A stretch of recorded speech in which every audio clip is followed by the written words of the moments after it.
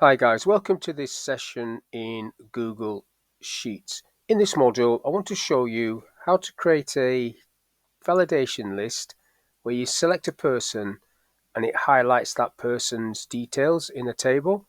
So as I change the people, you can see it's highlighting them across there like so. There we go.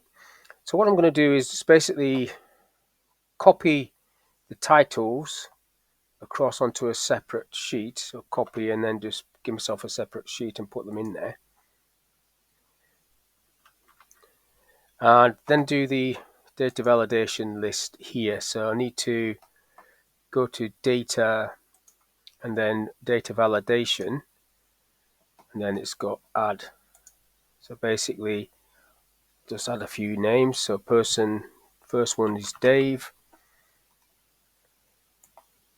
second one is Steve, and then one more for John. So you just add your list here, and you can change the colors if you want, which I will do. So I'll just pick a color for each person: red, blue, and pink. Done. So that's my little drop down list. So I can select a person there. Now if I type a list of people, so I'll just add a few people as if they're doing sales or something like that a few times. So Dave, Steve, John, like so, and then I'll just pull them down a bit. I'll highlight those three and just make, so we've got a few duplicates, and then I'll just do some items. Excel, doesn't really matter what these items are. Excel, just over type like so. Today's date, control semicolon, double click that down, and then price 111222, highlight those two and double click that down. They also need to be into pounds, all of them. So there's my table. So now what I need to do is get everything that says Dave to highlight up.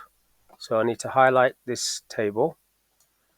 I need to come off this, go to format, conditional formatting, and then it's picked up that straight away and everything's gone green. But if you come down this list to the very bottom, you've got custom formula is, and then you need to type it in this box. So it's equals A2, but I need to lock column A, so $sign A2 equals, and that is in E1, which needs to be $signed as well. So $sign E $sign again 1. So it's locked, that whole cell's locked, and you can see straight away it comes up with the correct information. You can change the color if you don't like that color. I'll change it just to show that you can. Go orange, click on done. There's your rule. Close that window. So now when I select a different person, Steve is highlighted, John is highlighted. So that's all I want to cover on this little video.